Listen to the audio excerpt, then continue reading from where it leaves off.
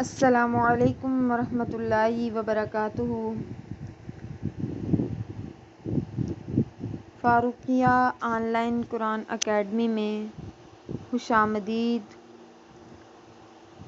عزیز طالبات، آج کا ہمارا لیکچر نمبر 2 شام کے اذکار کی فضیلت۔ شام کے اذکار بھی مسلمان کی زندگی میں اتنی ہی اہمیت رکھتے ہیں جتنی صبح کے اذکار ہیں۔ یہ اذکار سورج غروب ہونے کے بعد سے لے کر عشاء کی نماز تک پڑھے جاتے ہیں اور ان کی فضیلتیں بھی بے شمار ہیں۔ شام کے اذکار کی فضیلت اور اہمیت یہ ہے: شام کے اذکار دن کے ختم ہونے پر اللہ کی یاد کو تازہ کرنے کا ذریعہ ہیں۔ یہ ہمیں دنیا کی تھکاوٹ اور ہنگامہ خیزی سے نکل کر اللہ کی پناہ اور رحمت میں آنے کا موقع دیتے ہیں۔ نمبر 1، اللہ کی حفاظت کی گارنٹی۔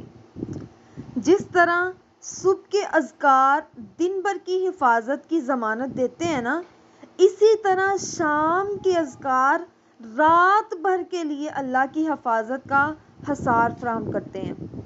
یہ اذکار جنات، جادو اور ہر قسم کی بری چیزوں سے محفوظ رکھتے ہیں۔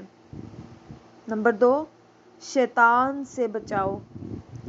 رات کا وقت شیطان کے حملوں کے لیے زیادہ موزوں ہوتا ہے کیونکہ لوگ غفلت میں ہوتے ہیں۔ شام کے اذکار ایک مسلمان کو شیطان کے شر اور وسوسوں سے محفوظ رکھتے ہیں اور اس کے دل کو شیطانی خیالات سے پاک رکھتے ہیں۔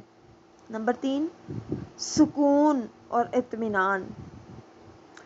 دن بھر کی مصروفیت اور کاموں کے بعد شام کے اذکار وہ دل کو سکون اور راحت دیتے ہیں۔ جب انسان رات کا آغاز اللہ کی تعریف اور اس سے پناہ مانگتے ہوئے کرتا ہے تو اس کا دل مطمئن ہو جاتا ہے اور اسے پرسکون نیند نصیب ہوتی ہے۔ نمبر 4، گناہوں کی مغفرت۔ شام کے اذکار پڑھنے سے دن بھر کے گناہوں کی معافی مل جاتی ہے۔ یہ عمل گویا اپنے آپ کو روزانہ کی بنیاد پر گناہوں سے پاک کر دیتا ہے۔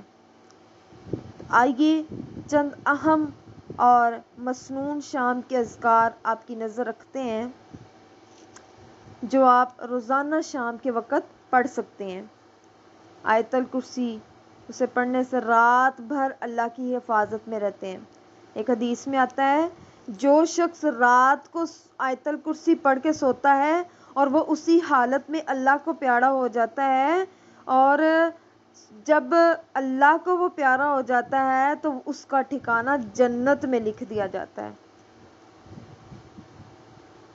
سورۃ اخلاص، فلق اور ناس، ان سورتوں کو بار بار پڑھنے سے ہر طرح کی برائی اور شر سے حفاظت ملتی ہے۔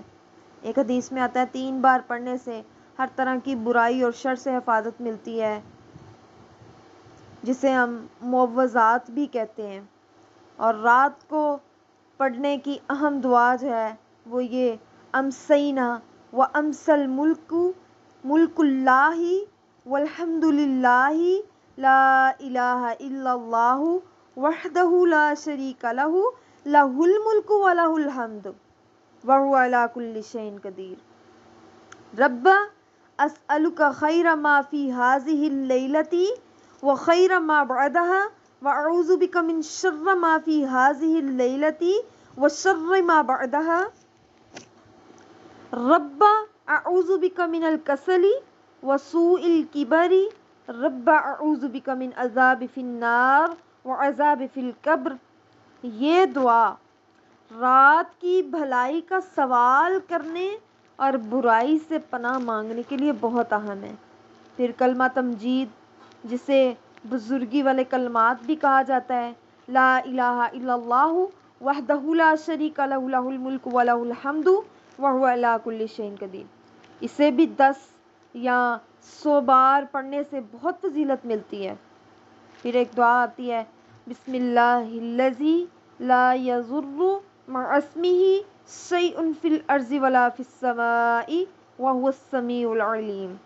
اس کلمے کو 3 بار پڑھنے سے کوئی بھی چیز رات کو نقصان نہیں پہنچا سکتی۔ تو خلاصہ کیا ملتا ہے؟ شام کے اذکار بھی ایک مسلمان کی روحانی زندگی کا ایک لازمی حصہ ہے۔ یہ ہمیں رات کے وقت آنے والی ہر مصیبت اور ہر شر سے بچاتے ہیں اور ایک پرسکون اور بابرکت رات گزارنے کا موقع دیتے ہیں۔ انہیں اپنی روزمرہ کی زندگی کا حصہ بنانا دنیا اور آخرت میں کامیابی کا ذریعہ بنتا ہے۔ رسول اللہ صلی اللہ علیہ وسلم نے فرمایا، ہمیشہ اذکار پڑھتے رہو تاکہ تم اس کے معنی پا لو۔ تم اللہ کے احکامات کی حفاظت کرو، وہ تمہاری حفاظت کرے گا۔ اس لیے اپنے اذکار کی حفاظت کریں۔ اس کا مطلب ہے کہ تمہارا مضبوط قلعہ شر کے زیر اثر ٹوٹ گیا اور تمہارا دروازہ نقصان کے لیے کھل گیا ہے اگر تم اذکار کرنا بھول جاؤ گے۔ اس لیے اپنے اذکار کی حفاظت فرمائیں۔ اللہ تعالیٰ ہم سب کو صحیح معنوں میں صبح شام کے اذکار کرنے کی توفیق عطا فرمائیں اور اللہ تعالیٰ ہم سب کا حامی و ناصر ہو۔ السلام علیکم ورحمۃ اللہ وبرکاتہ۔